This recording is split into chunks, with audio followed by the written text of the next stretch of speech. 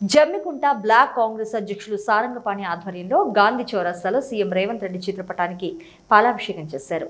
ఈ సందర్భంగా నాయకులు మాట్లాడుతూ కాంగ్రెస్ పార్టీ అధికారంలోకి రాగానే ఇచ్చిన మాట ప్రకారం పథకాలు అమలు చేస్తుంటే ఓర్వలేక అనుచిత వ్యాఖ్యలు చేస్తున్నారని ధ్వజమెత్తారు।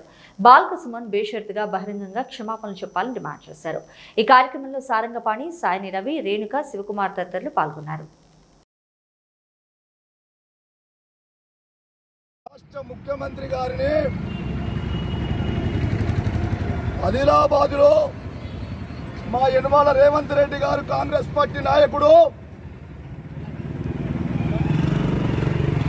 కాళేశ్వరంలో మిడ్ మానేరుకు సంబంధించిన ప్రాజెక్టు కుంగింది, 1,00,00,000 కోట్ల రూపాయలు మొత్తము దోపిడీ అయింది।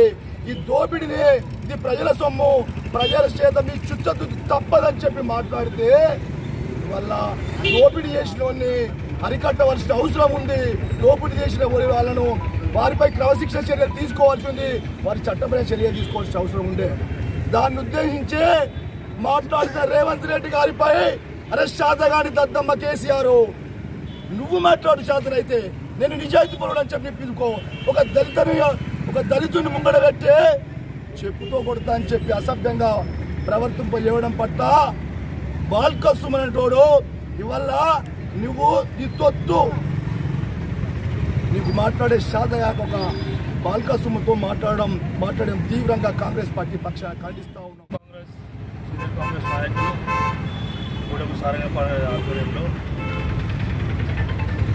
ఇలా నిన్న ఏదైతే బాల్క సుమన్ గారు మా రాష్ట్ర ముఖ్యమంత్రి రేవంత్ రెడ్డి గారి పైన చేసిన అనుచిత వ్యాఖ్యలను, అదేవిధంగా తను చేసిన చేష్టలను పూర్తి స్థాయిలో ఖండిస్తూ ఆ దుర్మార్గపు వ్యవహారం ఏదైతే చేసినాడో దానికి గాను వెంటనే బాల్క సుమన్ను అరెస్టు చేసి జైల్లో పెట్టాలి, శాఖపరమైనటువంటి చర్యలు తీసుకోవాలి, శిక్షించాలనే విషయం పైన స్థానిక జమ్మికుంట పోలీస్ స్టేషన్ ఫిర్యాదు చేయడం జరిగింది।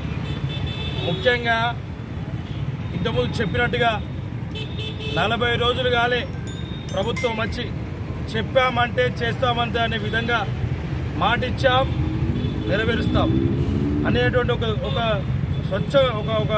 ఒక మాట చెప్పి ఇవాళ ఏదైతే గవర్నమెంట్ రాగానే వెంటనే ఓ గ్యారంటీని అమలు చేసినాం, 2 గ్యారంటీలు అమలు చేసినాం।